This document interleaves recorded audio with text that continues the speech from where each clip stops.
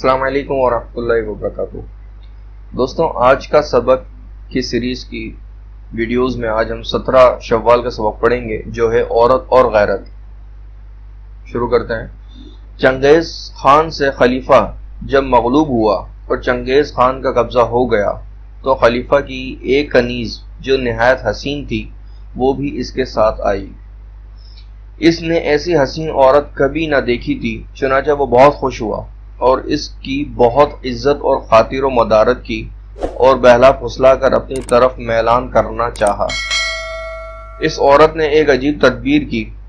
چنگیز خان نے اس عورت سے بہت حالات خلیفہ کے دریافت کیے۔ اس نے بتلائے اور کہا، اور تو جو کچھ ہے وہ ہے، مگر ایک چیز خلیفہ نے مجھ کو ایسی دی نہ کسی نے کسی کو آج تک دی اور نہ شاید کوئی دے۔ چنگیز خان نے دریافت کیا کہ وہ کیا چیز ہے؟ کہا، وہ ایک تعویذ ہے۔ اس کا اثر یہ ہے کہ اگر اس کو کوئی باندھے تو اس پر تلوار نہ اثر کرے، نہ گولی، نہ پانی میں ڈوب سکے۔ چنگیز خان یہ سن کر بہت خوش ہوا، اس لیے کہ ایسی چیز کی تو ہر وقت ضرورت رہتی ہے۔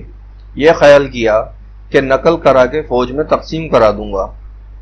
چنگیز خان نے وہ تعویذ مانگا۔ اس نے کہا کہ پہلے تم اس کا امتحان کر لو، میرے پاس اس وقت وہ تعویذ ہے۔ تم بے دھڑک اور بلا خطر مجھ پر ایک ہاتھ تلوار کا مارو، دیکھو کچھ اثر نہ ہوگا، بارہا آزمایا ہوا ہے۔ چنگیز خان نے ایک ہاتھ تلوار کا صاف کیا تو اس عورت کی گردن بڑی دور جا پڑی۔ چنگیز خان کو اس پر بے حد صدمہ ہوا کہ اپنے ہاتھوں میں نے اپنی محبوب کو فنا کر دیا۔ اس عورت کی غیرت کو دیکھیے کہ کس قدر غیور تھی۔ گو کہ فعل ناجائز تھا، خودکشی تھی، مگر منشا اس فعل کا غیرت تھی کہ دوسرے کا ہاتھ نہ لگے۔ یا اللہ ہمیں فہم دین اور عقل سلیم عطا فرمائیے۔ یا اللہ اس دور میں ہمارے ایمان کی حفاظت فرمائیے، آمین۔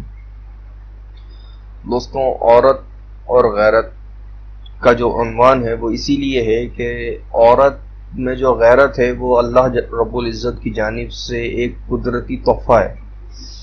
جس عورت میں غیرت نہ ہو یا شرم و حیا نہ ہو تو وہ عورت لگتی ہی نہیں۔ ویسٹرن ممالک میں آپ دیکھ لیں کہ وہاں پر کیا بے حیائی کا عالم ہے، اور وہاں پر آدمیوں کو بھی دیکھ لیں کہ وہ لوگ بھی پھر ان عورتوں کی عزت نہیں کرتے۔ لہذا عورت میں جو شرم و حیا ہے وہ اس کا ایک زیور ہے۔ اللہ رب العزت ہمارے گھروں میں فیملی سسٹم کو برقرار رکھیں۔ اللہ رب العزت ہم سب کو شرعی پردے کی پاسداری عطا فرمائے۔ انشاءاللہ پھر ملاقات ہوگی۔ السلام علیکم ورحمۃ اللہ وبرکاتہ۔